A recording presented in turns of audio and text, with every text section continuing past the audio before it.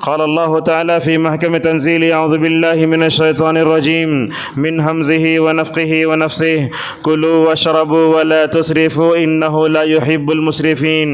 व क़ाल तआला फ़ी सूरतिल हाक़्क़ा कुलू वशरबू हनीअन बिमा अस्लफ़्तुम फ़िल अय्यामिल क़ालियह। क़ाल मुजाहिदुन रहिमहुल्लाह हाज़िहिल आयतु नज़लत फ़ी शानिस साइमीन ज़करहु इब्न कसीर व तबरी फ़ी तफ़सीरिहिमा। अल्लाह तबारक व तआला का शुक्र एहसान है कि अल्लाह तबारक व तआला ने हम सबको और एक मरतबा जुमा के मुबारक सातें देखने का मौका नसीब फ़रमाया। अल्लाह तबारक व तआला हम सबको ज़िंदगी में हज़ारों जुमा और नसीब फ़रमाए और हमें रमज़ान तक पहुँचाए और रमज़ान के लम्हे लम्हे की क़दर करने, अल्लाह की मग़फ़िरत, रहमत और उसकी जन्नत को पाने की तौफ़ीक़ नसीब फ़रमाए। मोअज़्ज़ज़ हाज़रीन, आज के ख़ुतबे में हम आपके सामने ये बताएँगे माह रमज़ान में हमारी ग़िज़ा में तवाज़ुन। उमूमन ऐसे होता है जब भी रमज़ान करीब करीब आता है तो रसूल अकरम सल्लल्लाहु अलैहि वसल्लम ख़ुद अपने सहाबा में रमज़ान का शुऊर पैदा करते थे। अल्लाह की नबी सल्लल्लाहु अलैहि वसल्लम ने माह शाबान के बारे में एक बात ये कही जो हमारे ज़िंदगी में नज़र आती है। आपने फरमाया कि रजब और रमज़ान के दरमियान एक महीना आता है जिसको शाबान, गौर से सुनी हदीस ये है।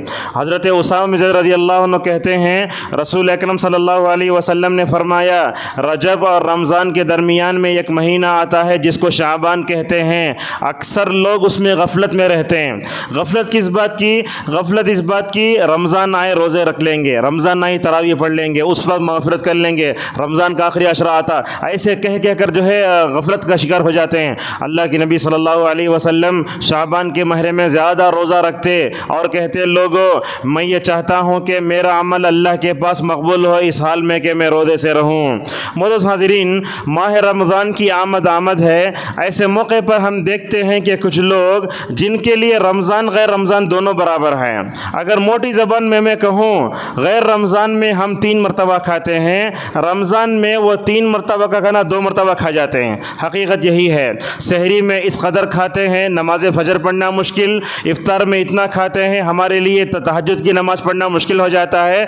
इसीलिए मैंने मुनासिब समझा यह रमज़ान का महीना जिस्मानी तरबियत का महीना नहीं, यह रमज़ान का महीना रूहानी तरबियत का महीना है। ये महीना जब आता है तो हमारे अपने नफ्स पर कंट्रोल करना सिखाता है, हमें इत्तिबाह ख्वाहिशात से बचाता है। कुछ लोगों को आप देखते होंगे रमज़ान में फ़जर की अज़ान होने से पहले वो बीड़ी सिगरेट की जिनको आदत है जल्दी जल्दी पी लेते हैं और उसके बाद मस्जिद में इफ्तार करके मस्जिद के बाहर जाके नमाज़ से बीड़ी सिगरेट पीते हैं। याद रखिए जो लोग ऐसा करते हैं उन्होंने रमज़ान के हकीकी माने मफ़हूम को नहीं समझा। मैंने सबसे पहले आपके सामने जो आयत पढ़ी, अल्लाह तबारक व तआला सूरह आराफ में फरमाता है कुलू वशरबू वला तुसरिफू इन्नहु ला युहिब्बुल मुसरिफीन। अल्लाह ने कहा खाओ और पियो, इसराफ न करो, बेशक इसराफ करने वालों को अल्लाह तबारक व तआला पसंद नहीं फरमाता।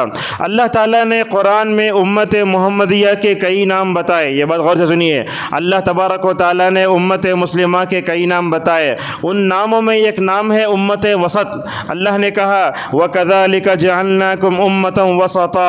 वसत का क्या मतलब है? यानी मतलब ये है कि इस उम्मत की खूबियों में से खूबी ये है अल्लाह तबारक व तआला ने रसूलुल्लाह सल्लल्लाहु अलैहि वसल्लम के ज़रिए उम्मत को ऐसी तालीमात दी जो इफ़रात व तफरीद से पाक हैं, जिसके अंदर न गुलू है, न तसाहुल है, न गफलत है, बल्कि इस्लाम ने तरबियत का जो तसव्वुर दिया है वो ये है आप सबसे पहले अपने रूह की तरबियत करो, बाद में जिस्म की तरबियत करो।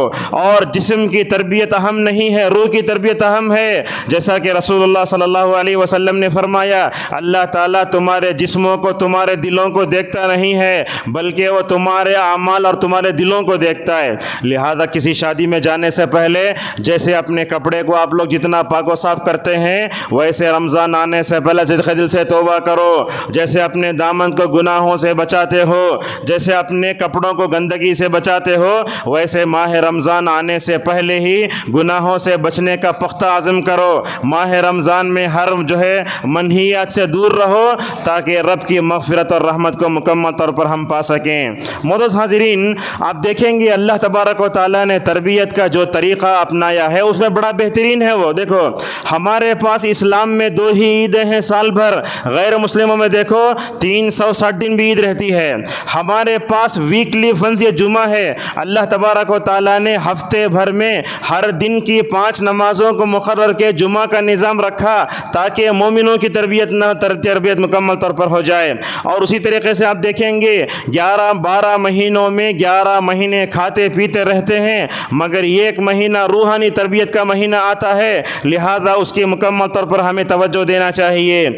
और इसी तरीके से रसूल अकरम सल्लल्लाहु अलैहि वसल्लम रमज़ान के रोज़ों के अलावा कभी हर महीने के 13, 14, 15 को रोज़े रखते, उसे अय्याम 20 कहते हैं। कभी पीर का रोज़ा रखते, कभी जुमा का रोज़ा रखते, और कभी आशूरे का रोज़ा, कभी अरफे का रोज़ा। ये क्या है? ये सब रूहानी तरबियत है। आप देखेंगे दुनिया के गैर मुस्लिमों के पास देखेंगे, इनके पास इबादत करने का तसव्वुर क्या है? नंगे होकर जाएंगे, जंगल में बैठ जाना है। रसूल अकरम सल्लल्लाहु अलैहि वसल्लम से सहाबा इकराम ने रहबानियत के बारे में पूछा। रहबानिया मतलब दुनिया से कट जाना। इस्लाम ने यह नहीं कहा कि तुम दुनिया से कट जाओ, दुनिया में रहो, मगर इस दुनिया को आखिरत की तैयारी के लिए मुकम्मल तौर पर इस्तेमाल करो। मोअज़्ज़ज़ हाज़िरीन, रमज़ान ये नफ्स की तरबियत का महीना है, और हमारे पास रोज़े का जो तरीक़ा है वो दुनिया की किसी मज़हब में पा नहीं सकते। आप ईसाइयों के पास देखो, खारा खा सकते, मीठा नहीं खा सकते। और गैर मुस्लिमों के पास ये भी रोज़ा है, वो चबाने की चीज़ चलकर जो है वो क्या करना, मतलब पीने की चीज़ पी सकते हैं, ऐसे गैर मुस्लिमों के पास है। मगर हमारा जो रोज़ा है हमें रब की खशियत सिखाता है। हमारा जो रोज़ा है हमें यह बताता है कि तुम एक ज़ात की निगरानी में ज़िंदगी गुजार रहे हो। मोअज़्ज़ज़ हाज़िरीन, हमारा रोज़ा सारे इस्लामी इबादत के नज़म में बहुत ऊंचा है, लिहाजा रसूल अकरम सल्लल्लाहु अलैहि वसल्लम ने हमें रोज़ा रखने का तरीक़ा ये बताया। अच्छा, रोज़ा रमज़ान शुरू होता है, हमें सबसे पहले तौबा इस्तिग़फ़ार करना, अल्लाह तबारक व तआला से सच्चे दिल से दुआ करना चाहिए। और अल्लाह से दुआ करना है, अल्लाह अगर तेरे तौफ़ीक़ शामिल हाल हो तो मैं रोज़ा रख सकता हूँ, वरना मैं और आप जो है अपनी जहन की वजह से रोज़ा नहीं रख सकते। तो अल्लाह की नबी सल्लल्लाहु अलैहि वसल्लम ने रोज़ा रखने का तरीक़ा बताया। तो रोज़ा रखने के तरीक़े में आप सल्लल्लाहु अलैहि वसल्लम ने सबसे पहले क्या बताया? हमारी इबादत ऐसी हो, दुनिया के सारी इबादत से हमारी इबादत मुमताज़ हो। चुनाचे आप देखेंगे अल्लाह की नबी सल्लल्लाहु अलैहि वसल्लम ने रोज़े का आगाज़ करने का तरीक़ा क्या बताया? तुम सहरी करो।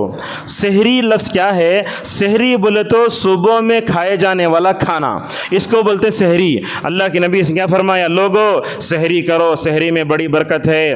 और एक हदीस में फरमाया, देखो जो लोग सहरी को उठते हैं उन लोगों पर अल्लाह तबारक व तआला की रहमत बरसती है। चुनाचे अल्लाह के नबी सल्लल्लाहु अलैहि वसल्लम फरमाते हैं, इन्नल्लाह व मलाइकतहु युसल्लूना अलल मुतसहिरीन, रवाहु अहमद। आप सल्लल्लाहु अलैहि वसल्लम ने फरमाया, बेशक अल्लाह और उसके फरिश्ते सहरी खाने वालों पर रहमत बरसते हैं, रहमत जो है नाजिल करते हैं। हमारे पास कुछ लोगों को आप देखेंगे 2 बजे खा के सो जाते हैं, उठते से कब 6 बजे। वो क्या करते हैं? वो लोग रात में जगते रहते हैं, बाद में सहरी को याद रखिए अगर 2 बजे खाएंगे आप, या अल्लाह और उसके फरिश्तों की रहमत से महरूम हो जाएंगे। और उसी तरीके से आपने फरमाया ये रोज़ा, ये सहरी ऐसी चीज़ है, यहूद और नसारा जो है अपने रोज़ा में सहरी नहीं करते। आप सल्लल्लाहु अलैहि वसल्लम ने फरमाया, फ़स्लु मा बैन सियामिना व सियाम अहलिल किताबी अकलत अस्सिहर। आपने फरमाया हमारे रोज़ों में और यहूद और नसारा के रोज़ों में फ़र्क यह है कि वो सहरी नहीं खाते, हमको सहरी खाना चाहिए। अगर कोई आदमी बग़ैर सहरी के रोज़ा रखने को आदत बना ले, गोया वो यहूदियों के तरीक़े पर चल रहा है। अगर कोई आदमी बग़ैर सहरी के रोज़ा रखने को आदत बना ले, गोया वो क्रिश्चियनों के तरीक़े पर चल रहा है। मोअज़्ज़ज़ हाज़िरीन, जब आप सहरी करते हैं तो उस वक्त दुनिया की क्या हालत होती है, ज़रा ये भी सोचिए। ये दुनिया का सबसे बड़ा बाबरकत वक्त होता है जब आप सहरी खाने के लिए दस्तरखान पर बैठते हैं ना। ऐसे मौके पर अल्लाह तबारक व तआला दुनियावी आसमान पर नुज़ुल फरमाता। अल्लाह अकबर, कितनी बड़ी चीज़ है। देखो ये बाबरकत वक्त अल्लाह ताला दुनियावी आसमान पर नुज़ुल फरमाता है। और सहरी के वक्त हमसे एक चीज़ छूट जाती है, वो क्या है बोले तो ये सहरी करने से पहले तौबा इस्तिग़फ़ार करना। अल्लाह तबारक व तआला ने सूरह ज़ारियात में मुत्तक़ीन की सिफ़ात बयान करते हुए कहा, वबिल अस्हारी हुम यस्तग़फ़िरून। सहरी के वक्त ये लोग अल्लाह तबारक व तआला से तौबा इस्तिग़फ़ार करते हैं। दिन में तौबा इस्तिग़फ़ार करने का माना अलग, मज़ा अलग, मगर रात के आखिरी हिस्से में अंधेरे में उठकर अल्लाह तबारक व तआला के सामने तौबा इस्तिग़फ़ार करना ये बहुत अहम है। लिहाजा सहरी को उठकर अपने बीवी में, अपने बच्चों में, घर में तौबा इस्तिग़फ़ार का माहौल मुकम्मल तौर पैदा करो।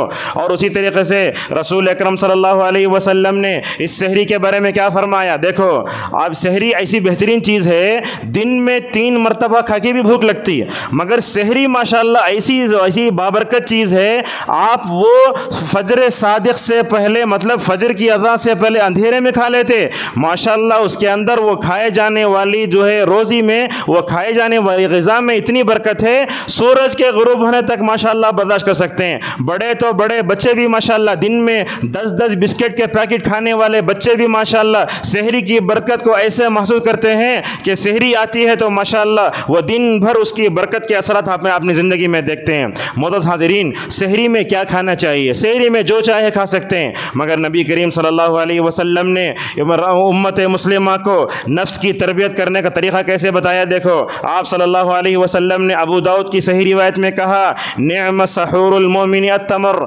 आपने फरमाया मोमिन की सबसे बेहतरीन सहरी खजूर है। सहरी करना इबादत है, इसमें ताख़िर करना भी अफजल है, तो मोमिन की सबसे बेहतरीन सहरी खजूर है।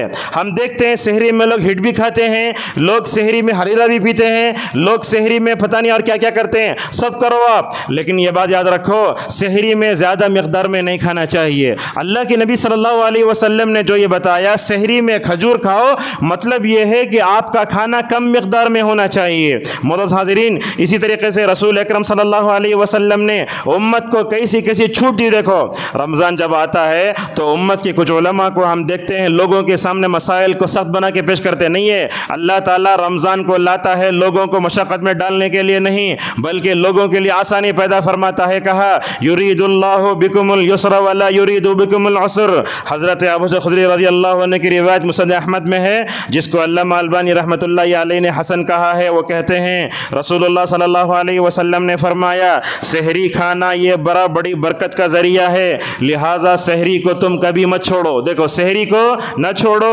और कहा, अगर तुम्हारे पास खजूर ना हो तो ये घूंट पानी भी तुम्हारी सहरी के लिए काफ़ी है। कभी कभी ऐसे होता है कि रात में देर से सो जाते, वो फजर की अज़ान से 2 मिनट पहले उठते, बोलते सहरी चलेगी नहीं। माशाअल्लाह, आप देर से उठे तो भी ये घूंट पानी पीकर भी आप सुन्नत को अपना रहे हैं, और 2 मिनट पहले उठकर भी अगर खजूर भी एक खा लेंगे ना, माशाअल्लाह वो खजूर दिन भर आपके लिए काफ़ी है। आप खजूर के अलावा दूसरी चीज़ भी खा के देखो, मगर रसूलुल्लाह सल्लल्लाहु अलैहि वसल्लम ने जिस चीज़ में उम्मत के लिए बेहतरी फरमाई, उससे बेहतर और कोई चीज़ नहीं हो सकती।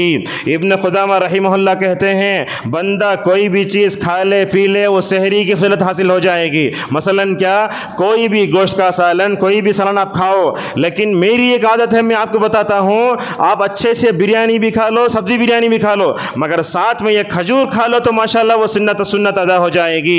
मोअज़्ज़ज़ हाज़िरीन, इब्न तैमिया रहिमहुल्लाह कहते हैं, जहाँ तक हो सके बंदे को सहरी को रसूलुल्लाह सल्लल्लाहु अलैहि वसल्लम के सुन्नत के मुताबिक अपनाना चाहिए।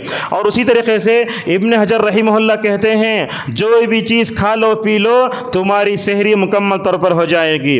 सऊदी अरब के मशहूर आलिम दीन साद बिन तुल्किल खज़लान हफ़िज़हुल्लाह से सहरी से मुताल्लिक़ जो है सवाल किया गया, तो उन्होंने उस बारे में जवाब दिया, सहरी सुन्नत है, मुस्तहब है। अगर कोई खजूर खाता है तो उसकी सहरी में बरकत आ जाती है। अगर कोई सहरी खा रहा है, माशाअल्लाह क्या क्या सवाब मिलेगा। देखो, एक तो उसे अल्लाह की रहमत, दूसरी है फरिश्तों की रहमत, और तीसरा है सहरी खाने से बरकत, चौथा है रसूल अकरम सल्लल्लाहु अलैहि वसल्लम ने सहरी में खजूर खाने को मुस्तहब करार दिया। ये चार चीज़ें माशाअल्लाह इसको मिलेंगी। बल तो मैं ये समझता हूँ सहरी का मौजू ऐसा है, उस पर मुस्तकिल खुतबा दे सकते हैं, उतने फ़ज़ाइल और उतनी हदीसें मुकम्मल तौर पर समझ में आती हैं। मोअज़्ज़ज़ हाज़िरीन, सहरी में कम खाना चाहिए, इसका फ़ायदा क्या होगा? अहले इल्म कहते हैं, कम खाने से इंसानी नफ्स पर कंट्रोल हासिल होता है, और कम खाने से नफ्स अल्लाह के सामने झुकता है। पेट भर के खा लेते, ज़ोहर में असर छोड़ डालते हैं, देखो मालूम हो रहा है। तो लिहाजा कम खाने से क्या होगा, हमारा नफ्स अल्लाह के सामने झुक कर रहेगा, और कम खाने से ही इंसानी जिस्म आफियत में है। आप डॉक्टरों के पास चले जाओ, शुगर पेशेंट को इतना बड़ा चार्ट देता, उन्हें ये नहीं खाना, वो खाना, ये नहीं खाना। अगर हम शुरू से ही अपनी आदत कम खाने की बना लें तो किसी डॉक्टर के एडवाइस की ज़रूरत नहीं है। रसूलुल्लाह सल्लल्लाहु अलैहि वसल्लम तो डॉक्टरों के डॉक्टर हैं। आपने जो नुस्खा बताया, आपने खाने पीने के बारे में जो बैलेंस बताया ना, ये दुनिया का बड़े से बड़ा सर्जन और दुनिया का बड़े से बड़ा एमडी डॉक्टर बता नहीं सकता जो रसूलुल्लाह सल्लल्लाहु अलैहि वसल्लम ने बताया। होता क्या है, डॉक्टर की बातें हमें याद रहती हैं, मगर रसूलुल्लाह सल्लल्लाहु अलैहि वसल्लम खाने पीने के बारे में जो बोलते हैं वो हम नहीं देते। और एक बात भी आप बोलते हैं, मिसाल के तौर पर डॉक्टर ये कहता है कि ये मत खाओ, ये मत खाओ। ज़रा तसव्वुर करो, डॉक्टर की ये नसीहत आपको बड़ी अच्छी लगी, मगर कुरान और हदीस में जिन जिन कामों को न करने का हुक्म दिया, क्या हम उससे रुकते हैं? ज़रा सोचिए। और उसी तरीके से रसूल अकरम सल्लल्लाहु अलैहि वसल्लम सहरी में कम खाते, ताखीर भी फरमाते। अच्छा, ये गौर से सुनिए, सहरी शुरू हो रही है, वहाँ से लेकर फजर की अज़ा होने तक कितना गैप रहता था, ये भी समझ लीजिए। सहरी शुरू हो रही है, वहाँ से लेकर अज़ा होने तक। हज़रत अनस रज़ियल्लाहु अन्हु कहते हैं, ज़ैद इब्न साबित रज़ियल्लाहु अन्हु और हम अल्लाह के नबी के साथ सहरी के। तो अनस ने ज़ैद से पूछा, अये ज़ैद ये बताओ, अल्लाह के नबी सहरी खाते थे और नमाज फजर की अज़ा होती थी, इन दोनों में कितना गैप था? तो बोलते माशाल्लाह 50 आयतें पढ़ने का वक्त रहता था। तो याद देखो, वक्त को नापना हो तो भी मिनट नहीं बोल रहे हैं, वक्त को नापना हो तो माइक्रो सेकंड नहीं बोल रहे हैं, बल्कि कुरान की 50 आयतों को पढ़ने का जितना गैप होता उतना बताते। इससे क्या मालूम होता है? हजरत सहाबा इकराम अपने पूरे वक्त को अल्लाह की रज़ा की खातिर और कुरान की तिलावत में मुकम्मल तौर पर गुजारते थे।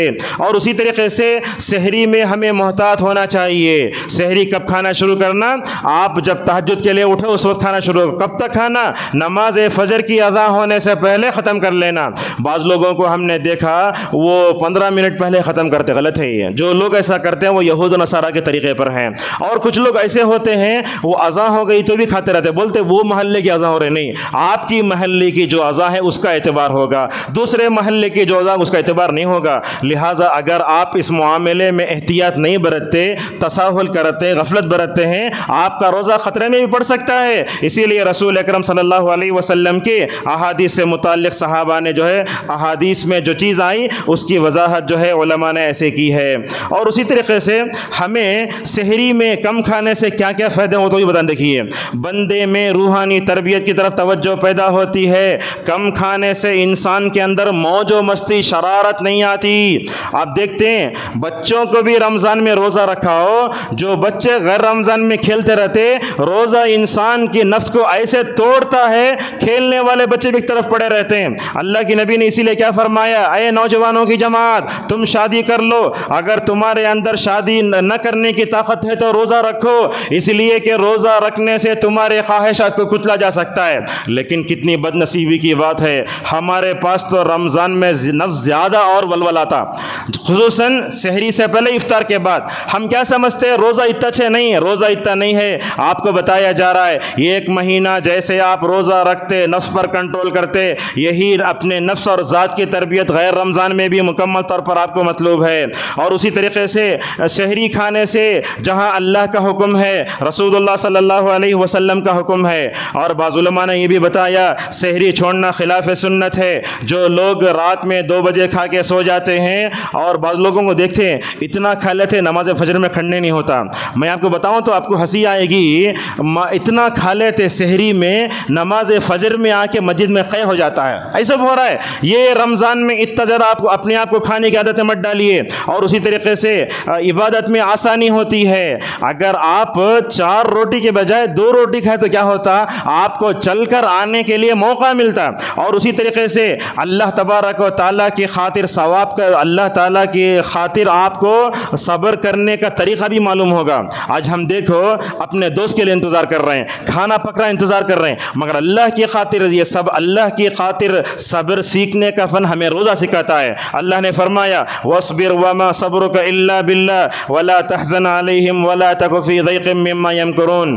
और हमारे पास सहरी में ये बच्चे नौजवान ज़्यादा खा लिए तो उसका असर क्या होता है। देखिए, हमारे पास सहरी खाने के बाद बच्चे नहीं सोते, गलियों में घूमते रहते हैं, सोने वालों को तकलीफ़ देते हैं। हमारे नौजवान सहरी में ज़्यादा खाने की वजह से व्हीलिंग करते हुए नज़र आते हैं। ये सहरी का असल मकसद नहीं है। और कुछ लोग ये समझते हैं रमज़ान आया तो टोपी पहन लेना। नहीं, रमज़ान ये टोपी पहनने का महीना नहीं, अपने बदन को मोटे करने का ज़माना नहीं। ये क्या है, अपना ये नफ्स है ना, उसके ऊपर कंट्रोल पाना है। और उसी तरीके से अल्लाह के नबी सल्लल्लाहु अलैहि वसल्लम ने हदीस में ये बताया, गौर से सुनिए, मोमिन कितना खाता है, काफिर कितना खाता है, ये सुन लीजिए।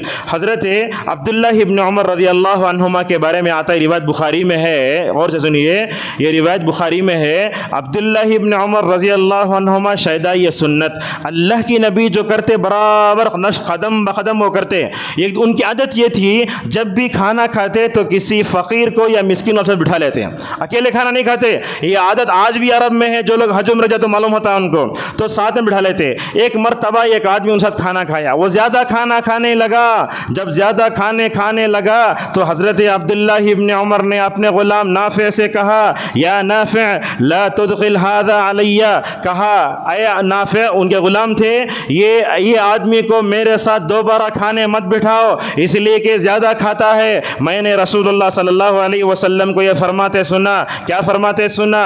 काफिर 7 आत में खाता है, मोमिन 1 आत में खाता है। इस हदीस की तशरीह में उलमा ने बड़ी बातें बताई। मोमिन क्या करता है? मोमिन कम खाता है, उसकी कम ग़िज़ा में अल्लाह बरकत देता है। ये बात देखिए, मोमिन कम खाता है, उसकी कम ग़िज़ा में अल्लाह बरकत देता है। ये मोमिन के कम खाने में ये इशारा है, अय अल्लाह तूने जो दिया तेरा उस पर शुक्रिया। वो क़नाअत पसंदी से काम लेता है। और उसी तरीके से काफिर ज़्यादा खाता है तो मतलब ये है कि उसकी अक़ल मारी गई है। इब्नुल क़य्यिम रहमहुल्लाह इस हदीस तशरीह में बड़ी पते की बात कहते हैं, काफिर ज़्यादा खाता है, मोमिन कम खाता है। इसकी क्या वजह है? इब्नुल क़य्यिम कहते हैं, काफिर के दिल में ईमान और खैर नहीं होता। देखिए, काफिर के दिल में ईमान और खैर नहीं होता, वो रूहानी तौर पर खाली रहता है, इसलिए खाता जाता है। मगर मोमिन क्या होता है? मोमिन की हालत यह होती है, उसके दिल में ईमान है, उसके दिल में खैर है। जब उसके दिल में ईमान और खैर है, उसको रूहानी तरबियत हासिल है। जब बंदे को रूहानी तरबियत हासिल हो जाती है, वो तो जिस्मानी खाने की ज़रूरत ज़्यादा नहीं पड़ती। यह हम आपको बताते हैं। देखो हज़रत दाऊद अलैहिस्सलाम को देखो, ये क्या करते थे? एक दिन रोज़ा एक दिन छोड़ देना, एक दिन रोज़ा एक दिन छोड़ना। अल्लाह की नबी ने दाऊद के रोज़े का जिक्र करते हुए फरमाया, हज़रत दाऊद के रोज़े अल्लाह को बड़े पसंद है, माशाअल्लाह। कितनी इबादत करते थे, अल्लाह अकबर। सूरह साद में तो यह आता है, पहाड़ों पर बैठकर जब वो ज़बूर के अल्फाज को, ज़बूर नज़म की शक्ल में थी, उसको पढ़ते, अल्लाह तबारक व तआला ने हज़रत दाऊद को इतनी अच्छी आवाज़ दी थी, पहाड़ तो पहाड़, चरिंद परिंद भी उन साथ मिलकर अल्लाह तबारक व तआला से बयान करते थे। ये अल्लाह तबारक व तआला की इतने ज़्यादा जो है करने वाले। और उसी तरीके से अल्लामा इब्न तैमिया रहमहुल्लाह का एक वाक़या मैं आपके सामने बयान करता हूँ। इब्न तैमिया रहमहुल्लाह बहुत बड़े आलिम दीन है। मैं समझता हूँ ये सलफ़ी आलिमों में ऐसा आलिम आज तक पैदा ही नहीं हुआ।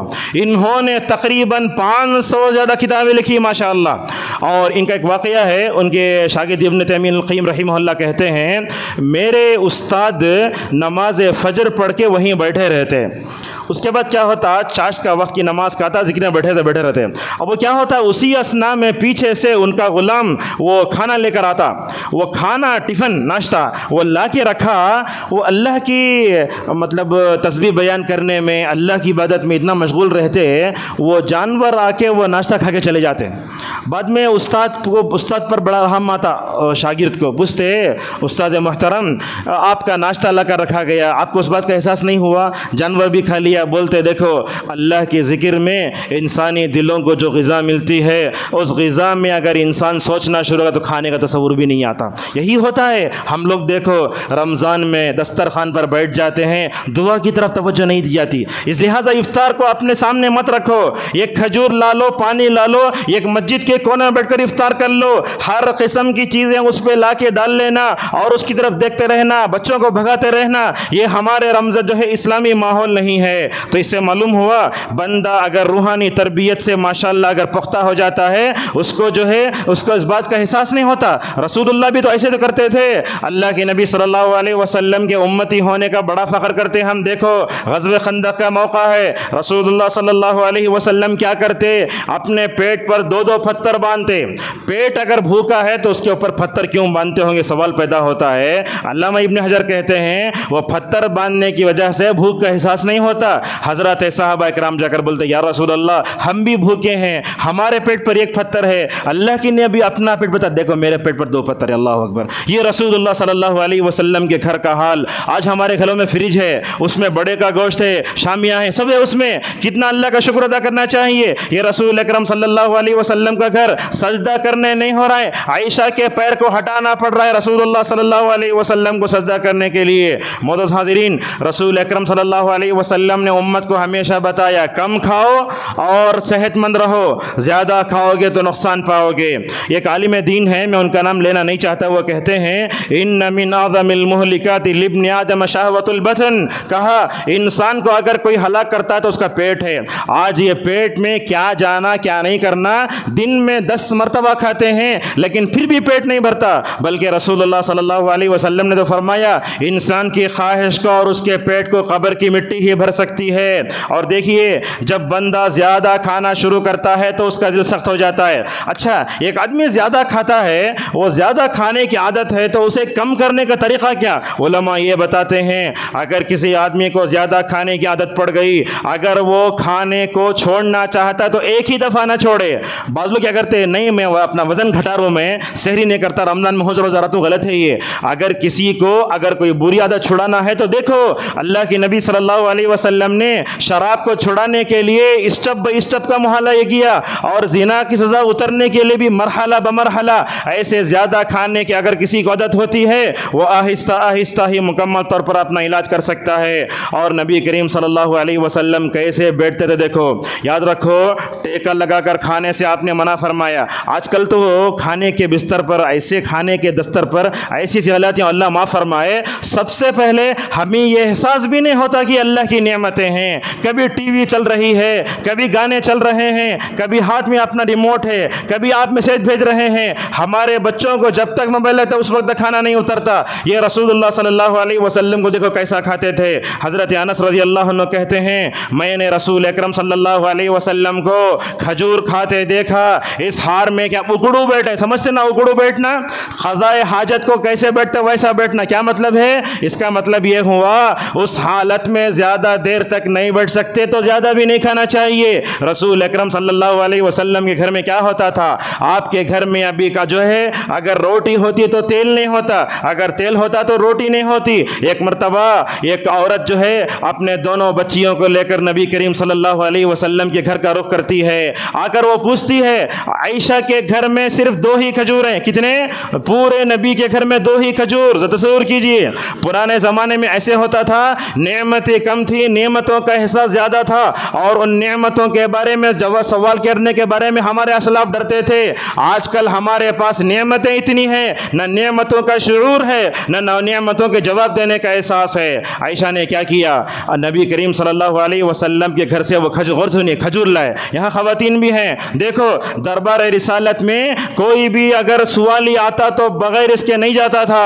और पुराने ज़माने में फ़ुक़रा और मसाकिन से जो मोहब्बत आज वो हमको नहीं है। तो आयशा ने क्या किया, वो खजूर 2 थे, 2 भी दे दिया वो औरत को। अब वो औरत को कितने बच्चियां हैं? 2 बच्चियां हैं। तो वो औरत क्या करने लगी, ये खजूर के 2 हिस्से बनाकर दोनों बच्चियों को दे डाली।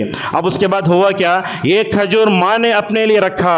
आयशा रज़ियल्लाहु अन्हा ने ये रिक़्क़त आमेज़ मंजर देखा, वो बच्चियों को भूख ज़्यादा है, वो खजूर उतना उनकी भूख को नहीं मिटा रहा है। वो दोनों बच्चियां माँ की तरफ ललचाई हुई निगाहों से देखती हैं कहीं खजूर ये ना मिल जाए। और माँ की ममता तो आपको मालूम है, वो तो अपने बच्चों के लिए सब कुछ कुर्बान करती है माशाअल्लाह। उस औरत ने क्या किया, वो खजूर जो उसने अपने लिए रखा था उसको भी तकसीम करके दे दिया। अल्लाह अकबर। ये रहम दिलाना मंजर हज़रत आयशा से देख कर रहा नहीं गया। आयशा ने जाकर रसूल अकरम सल्लल्लाहु अलैहि वसल्लम से फरमाया, देखो मैंने खजूर दिया तो माँ ऐसी है, अपने खजूर को भी अपने बच्चों के लिए वो वक्फ कर देती है। अल्लाह के नबी सल्लल्लाहु अलैहि वसल्लम ने उस मौके पर फरमाया, आयशा तुम क्या ताज्जुब करती हो, ये माँ अपने बच्चों पर जितनी मेहरबान है, अल्लाह तबारक व तआला तो इससे ज़्यादा अपने बंदों पर कहीं मेहरबान है। मोअज़्ज़ज़ हाज़रीन, आयशा रज़ियल्लाहु अन्हा कहती हैं रसूल अकरम सल्लल्लाहु अलैहि वसल्लम के घर में महीना महीना चूल्हा नहीं जलता था, महीने महीने चूल्हे नहीं जलते थे।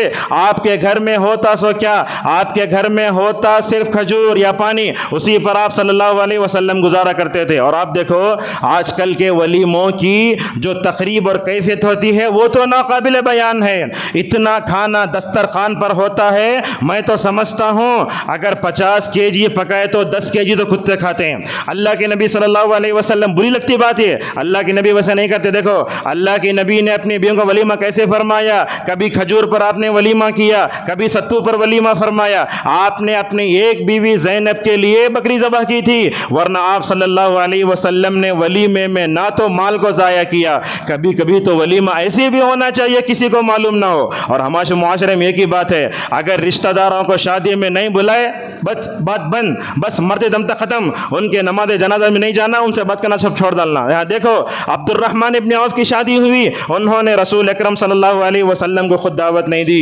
मोअज़्ज़ज़ हाज़िरीन, आप सल्लल्लाहु अलैहि वसल्लम पुरतकल्लुफ़ खानों से मुकम्मल तौर पर दूर रहा करते थे और अल्लाह के नबी खाने में ऐब भी नहीं निकालते। आजकल कुछ शौहरों को आपने देखा होगा, हमारी ख़वातीन गैस के पास खड़ कर, बड़े पुराने ज़माने में तो चूल्हे के पास खड़ कर अपने राख उड़ा लेके, अपना मुंह गंदा कर लेके कितनी मेहनत से खाना बनाती, अगर उसमें नमक ज़रा बराबर भी कम हुआ वो सालन लेके बीवी के मुंह पे मार देते हैं। नाउज़ुबिल्लाह, ऐसा नहीं होना चाहिए। याद रखो, अगर आपको खाना पसंद हो तो खाओ, अल्लाह के नबी वैसे ना करते थे, खाना पसंद होता तो खा लेते, ना पसंद होता तो अल्लाह के नबी सल्लल्लाहु अलैहि वसल्लम उसमें ऐब नहीं लगाते थे। बाज़ हदीसों से मालूम होता है अल्लाह के नबी कभी भूख बर्दाश्त न कर भी अपने घर से निकल जाया करते थे। अल्लाह अकबर। अबू रज़ियल्लाहु अन्हु कहते हैं, एक दिन अल्लाह के नबी सल्लल्लाहु अलैहि वसल्लम निकले, अबू बकर भी निकले, उमर भी निकले। अल्लाह के नबी ने अबू बकर उमर से पूछा क्यों निकले? कहने लगे या रसूल अल्लाह, भूख बर्दाश्त नहीं हो रही, क्या करूं? तो अल्लाह के नबी ने उस मौके पर फरमाया, ऐ अबू बकर उमर, जिस चीज़ ने तुमको अपने घरों से निकाला है, मुझे भी अपने घरों से वही चीज़ निकाली है। अल्लाह के नबी आगे जाते हैं, लंबा वाक़या वक्त नहीं है, वो अंसारी के घर को जाकर ये खजूर के दरख्त के नीचे खड़े होकर खजूर, ठंडा पानी सब पीते हैं। अल्लाह के नबी उन मामूली सी नियामतों का शुक्र अदा करते हुए क्या कहते हैं, सुम्मा लतुसअलुन्ना यौमइज़िन अनिन नईम, लोगों इन नियामतों के बारे में मुकम्मल तौर पूछा जाएगा। मोअज़्ज़ज़ हाज़िरीन, कम खाने के फ़ायदे बाज़ उलमा ने ये भी बताए, कम खाने से दिल नरम होता है। आप देखो रमज़ान में फ़कीरों का दिल मार लेता, क्यों मार लेता? इसलिए कि आपका पेट खाली है, और इंसान जब कम खाता है दूसरों के दुख दर्द का एहसास होता है, दिल नरम होता है, अल्लाह की इबादत करता है, उसे मुनाजात में लज्जत आती है। और कम खाने से इंसान का जिस्म नरम मतलब क्या हल्का रहता है। अगर आप 3 रोटी भी खुश्का ये सब खा के आओ तो सहरी में 8 रकात में कहाँ खड़ने होता आपको? तो इस तरीके से हमें कम खाने से बदन हल्का रहता है, इबादत के लिए रुकावट नहीं आती, और कम खाने से क़नाअत पसंदी आती है। और अल्लाह के नबी सल्लल्लाहु अलैहि वसल्लम ने फरमाया, जिसने क़नाअत इख्तियार कर ली वो कामयाब हो गया। ज़्यादा खाने से क्या नुकसान होते हैं ये भी सुन लीजिए। ज़्यादा खाने से दिल मुर्दा हो जाता है, उसके अंदर से क्या हो जाता है, उसके दिल में जो नूर होता है वो ख़त्म हो जाता है। हमारे पास ऐसे भी है, बात बुरी लगती है सबको, क्या होता है खाने के बाद बैल की तरह डकर आए तो अल्हम्दुलिल्लाह बोलते हैं हम, नहीं, खाने के बाद फ़ौरन वो डकर आने से पहले अल्लाह तबारक व तआला का शुक्र अदा करो। और उसी तरीके से ज़्यादा खाने से सारे आज़ा के लिए परेशानी का बाइस है। मैं तो कहता हूँ आज उम्मत मुस्लिमा में खाने पीने का जो चलन है, मैं समझता हूँ कि गैर मुस्लिम भी इतना नहीं खाते होंगे, उतना खाते हैं। ज़्यादा खाएंगे तो क्या होगा, इंसान के सारे आज़ा के लिए परेशानी। सबसे पहले पेट की बीमारियां, आपके दिल में कोलेस्ट्रॉल जमेगा, शुगर की बीमारियां, बीपी फुलाएंगे। कम खाओ, सेहतमंद रहो। और उसी तरीके से और एक बात भी है, आदमी ज़्यादा खाता है तो चालाकी का भी खातिमा हो जाता है। आज देखो हमारे पास कुरान समझने, हदीस समझने के लिए जहन नहीं, क्यों? ज़्यादा खा कर हमारे जहन मोटे हो गए। और उसी तरीके से ज़्यादा खाने से इबादत की राह में रुकावट है। अब देखो अल्लाह के नबी ने क्या फरमाया, मुनाफिकीन पर इशा की नमाज भारी होती है, जैसे ही रात का खाना खाए पेट भरा हुआ है, मस्त है, या तो खिलाल की गाड़ी हाथ में है, या तो सौफ खा रहे हैं या फ्रूट खा रहे हैं, नमाज को जाने तवज्जो नहीं है। अगर आप इशा से पहले खाना न खा के मस्जिद को आओ, देखो अल्लाह की इबादत में आपको कैसे मज़ा मिलता है। और उसी तरीके से जो लोग ज़्यादा खाते हैं इबादत की लज्जत से महरूम हो जाते हैं। अल्लाह के नमाज में खड़े हुए आप, अगर आपका पेट भरा है, खया जैसा है, गैस की शिकायत हो, परेशानी होती है। और उसी तरीके से ज़बान का मज़ा इंसान के लिए जम कर रह जाता है, और बंदा शुबहत और हराम में पड़ जाता है, इंसान का बदन और दिल में आफतें पैदा हो जाती हैं। और उसी तरीके से अल्लाह के नबी सल्लल्लाहु अलैहि वसल्लम की पूरी ज़िंदगी ये बताती है, अल्लाह के नबी सल्लल्लाहु अलैहि वसल्लम कभी पेट भर कर नहीं खाए। हज़रत साहिल इब्न साइदी रज़ियल्लाहु अन्हु कहते हैं, रसूल अकरम सल्लल्लाहु अलैहि वसल्लम ने अपनी ज़िंदगी में 2 मरतबा कभी पेट भर के नहीं खाए। आजकल तो ऐसा ही बोलते, नाश्ता बक़द्रे बादाम ना कि गोदाम। आजकल क्या नाश्ता इतना दबा के करते हैं, दोपहर खाना खाने नहीं होता, दोपहर का खा ले तो जो है फिर रात में खाने नहीं होता।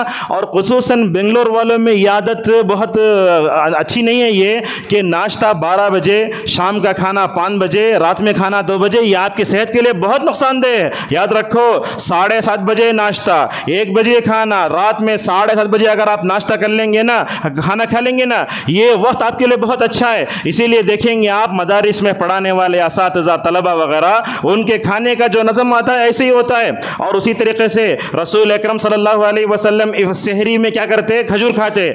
आपका इफ्तार भी खजूर ही से होती थी। हज़रत अनस इब्न मालिक रज़ी अल्लाह अन्हु कहते हैं रसूल अकरम सल्लल्लाहु अलैहि वसल्लम क्या करते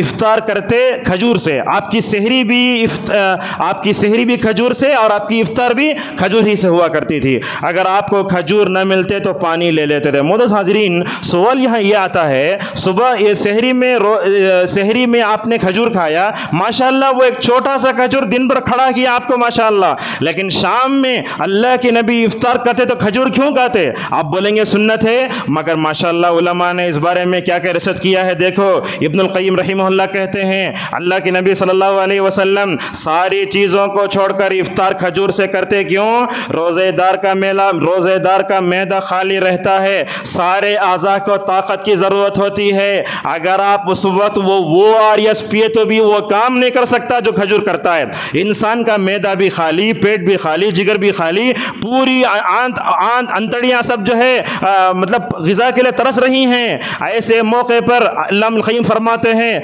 ऐसे मौके पर अगर मीठी ग़िज़ा दी जाए, माशाअल्लाह अंदर जो आंत है, मैदा है, जिगर है, अगर वो मीठी चीज़ खाता है तो माशाअल्लाह क़ुव्वत आती है। अल्लाह के नबी सल्लल्लाहु अलैहि वसल्लम की सुन्नत भी, और ये खजूर खाने के साथ माशाअल्लाह हमें सेहत भी आती है। मोअज़्ज़िज़ हाज़रीन, जब इफ्तार होता है तो हमारे से बहुत सी गलतियाँ, ये भी सुन लीजिए। इफ्तार जब होता है तो हम क्या करते हैं, नमाज मगरिब को आते वक्त ये खजूर लेकर आ जाइए और थोड़ा पानी लीजिए, काफ़ी है। मगर रमज़ान में इफ्तार के नाम पर मस्जिदों में जो बेइतदाली होती है वो अच्छी नहीं है। वो गंजी लाते हैं, ये सटते हैं, वो सटते हैं, बड़ी गलीज़ चीज़ हो जाती है। लिहाजा रमज़ान में हमारी मस्जिदों में ऐसी चीज़ें कम हो, हर एक आदमी आकर इसमें इंफराद तौर पर इफ्तार कर ले, ये बहुत सही है। और उसी तरीके से ये बात भी हम देखते हैं, इफ्तार करने के लिए मुख्तलिफ अनवा व अक़साम के पकाना, और माश का बड़ा होना, सेवियाँ होना, में क्या क्या गिना हो आपके सामने, इतनी सारी खाने पकाने की चीज़ें तैयार करने के लिए हम अपनी ख़वातीन को मतलब किचन भेज देते हैं। वो बेचारियों को ना कुरान पढ़ने का वक्त होता और ना तो दिला दुआ करने का वक्त होता। वो इफ्तार का ऐलान हो रहा है, वो औरत वहाँ हालिया पका ले खड़ी है, यही हाल है। लिहाजा अपनी औरतों पर रहम करो।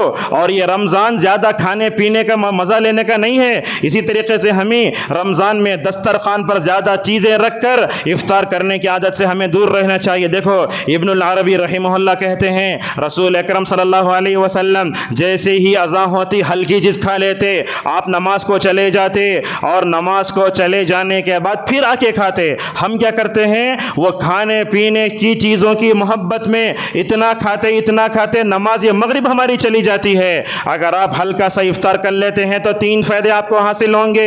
एक तो यह है कि इफ्तार में जल्दी करने का सवाब मिलेगा।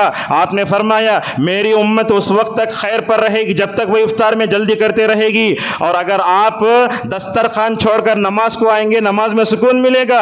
और उसी तरीके से इफ्तार करके अगर बीच में आप थोड़ा सा गैप लिए बाद में खाएंगे, बाद में तरावीह पढ़ेंगे तो माशाअल्लाह अच्छे अंदाज से सुकून ज़िंदगी गुजार सकते हैं। और अल्लाह के नबी सल्लल्लाहु अलैहि वसल्लम ने खाने पीने के बारे में जो उसूल बताया, देखो पाव पेट खाना, पाव पेट पीना और पाव पेट सांस के लिए रखना।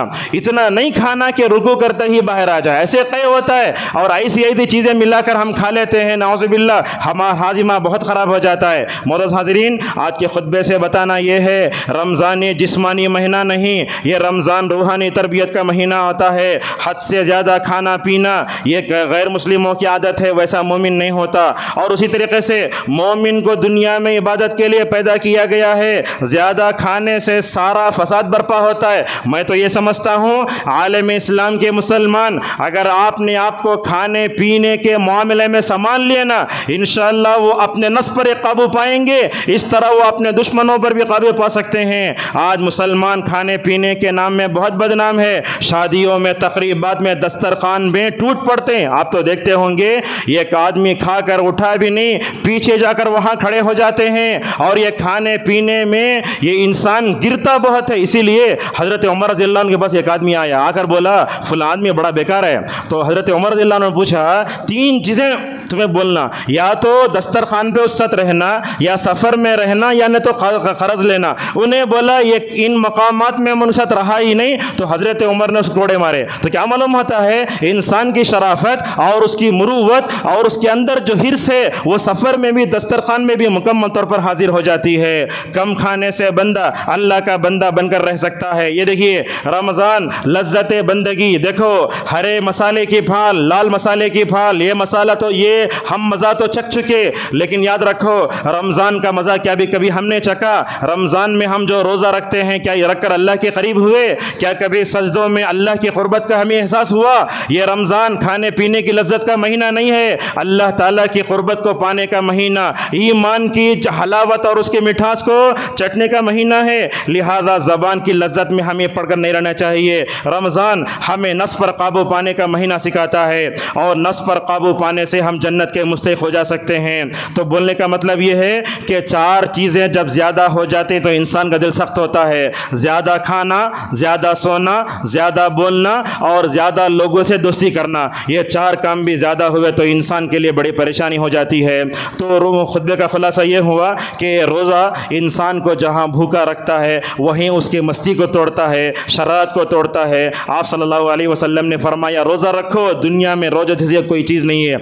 और देखो ये ज़कात, हज और दूसरी जितनी चीज़ें हैं उसका बदला तो अल्लाह ने बता दिया, मगर अल्लाह के नबी सल्लल्लाहु अलैहि वसल्लम ने रोज़े के बारे में बताया, रोज़े का बदला मैं खुद हूँ और मैं खुद उसको दूंगा। और क़ियामत के दिन यही रोज़ा अगर हम भूखे रहेंगे सिफारिशी करेगा। आपने फरमाया रोज़ा भी और ये कुरान भी इंसान के लिए क़ियामत के दिन क्या करेंगे? सिफारिशी बनकर आएंगे। जन्नत के 8 दरवाजे, माशाअल्लाह जन्नत की तरफ 8 दरवाजे, और हर 2 दरवाज़ों के दरमियान तकरीबन 1200 किलोमीटर की दूरी का वासिला है। माशाअल्लाह आपने उस जन्नत के बारे में क्या फरमाया कि जन्नत के दरवाज़ों में एक दरवाज़ा अर्रय्यान है, जो सिर्फ किसके लिए खोला जाएगा? रोज़ेदारों के लिए खोला जाएगा। जब वो दाखिल हो जाएंगे तो दरवाज़ा बंद कर दिया जाएगा। और इस आयत पर अपनी बात को ख़त्म करते हैं मुजाहिद रहीमहुल्लाह, कहते हैं क़ियामत के दिन रोज़ेदारों से सबके सामने कहा जाएगा खाओ पियो मज़े से, इसलिए कि तुमने गुजरे हुए दिनों में बहुत मशक्क़तें झेली। बहरहाल खुलासा बोलने का ये है, रमज़ान आता है तो अपने खाने पीने में बैलेंस पैदा कीजिए। खाना पीना हमारे ज़िंदगी का मकसद नहीं है। अल्लाह ने हमको पैदा किया तो क्यों पैदा किया? अल्लाह की इबादत करने के लिए। रमज़ान में ज़्यादा से ज़्यादा अगर हम इबादत करें, भूखे रहें, अपने नफ्स पर कंट्रोल करें, सहरी में कम खाएं, इफ्तार में कम खाएं, मैं समझता हूँ उम्मत के हर तबके में इस्लाह हो सकती है। हमारा नौजवान भी अच्छा हो सकता है, हमारे बच्चे भी सुधर सकते हैं, हमारे ज़िंदगी का माहौल भी अच्छा हो सकता है। अल्लाह तबारक व तआला से हमारी दुआ है, अल्लाह तबारक व तआला हम सबको रमज़ान में और एक ज़िंदगी में और एक मरतबा रमज़ान मुबारक साथ देखने की तौफ़ीक़ नसीब फरमाए। अल्लाह ताला हम सबको सेहत व आफ़ियत के साथ, अमन व सलामती के साथ रमज़ान के लम्हे लम्हे की तो कदर करने की तौफ़ीक़ अता फरमाए। अल्लाह ताला हमको रमज़ान के महीने में अल्लाह की क़ुर्बत के जो भी काम है उन तमाम कामों को अंजाम देने तौफ़ीक़ अता फरमाए। अल्लाह ताला हमको जन्नत में जाने वाले आमाल करने तौफ़ीक़ नसीब फरमाए। अल्लाह ताला हमको ऐसे कामों की तो जिससे अल्लाह राज़ी हो जाए। अल्लाह तबारक व तआला हम सबको जहन्नम से बचा कर रखे और जहन्नम की तरफ ले जाने वाले असबाब से हमको बचा कर रखे। अल्लाह तबारक व तआला हम सबको आने वाले रमज़ान में अपनी जिस्मानी तरबियत से बढ़कर अपनी रूहानी तरबियत करने तौफ़ीक़ अता फरमाए। रसूल अकरम सल्लल्लाहु अलैहि वसल्लम और सहाबा इकराम खाने पीने में जो तवाज़ुन और बैलेंस रखते थे, वो तवाज़ुन और बैलेंस हमें भी अपने ज़िंदगी पर तौफ़ीक़ अता फरमाए। व आखिर दावाना अनिल हम्दुलिल्लाहि रब्बिल आलमीन। अल्हम्दुलिल्लाहि अला इहसानी व शुक्रु लहु अला तौफ़ीक़ी व इम्तिनानी व अशहदु अन ला इलाहा इल्लल्लाहु वहदहु ला शरीका लहु तअज़ीमन लिशानी व अशहदु अन्न मुहम्मदन अब्दुहु अला रिज़वानी सल्लल्लाहु अलैहि व अला आलिहि व सहबिहि व सल्लम तस्लीमन कसीरा। अऊज़ु बिल्लाहि मिनश शैतानिर रजीम। इन्नल्लाहा व मलाइकतहु युसल्लूना अलन नबी या अय्युहल्लज़ीना आमनू सल्लु अलैहि व सल्लिमू तस्लीमा। अल्लाहुम्मा सल्लि अला मुहम्मद व अला मुहम्मद कमा सल्लैता अला इब्राहीम व अला आलि इब्राहीम इन्नका हमीदुम मजीद। अल्लाहुम्मा बारिक अला मुहम्मद व अला मुहम्मद كما باركت على إبراهيم وعلى آل إبراهيم إنك حميد مجيد. اللهم ارض عن الصحابة أجمعين أبي بكر وعمر وعثمان وعلي وعن سائر الصحابة أجمعين وعنا معهم بجودك وكرمك يا أكرم الأكرمين. اللهم انصر دينك وكتابك وسنة نبيك محمد صلى الله عليه وسلم وعبادك المؤمنين. اللهم بلغنا رمضان، اللهم بلغنا رمضان، اللهم وفقنا للصيام والقيام وتلاوة القرآن. اللهم اجعلنا من الراشدين، اللهم اجعلنا من المقبولين، اللهم اجعلنا من عبادك الصالحين. ربنا آتنا في الدنيا حسنة وفي الآخرة حسنة وقنا عذاب النار. اللهم إنا نعوذ بك من زوال نعمتك وتحول عافيتك وفجاءة نقمتك وجميع سخطك يا ذا الجلال والإكرام. ربنا آتنا في الدنيا حسنة وفي الآخرة حسنة وقنا عذاب النار.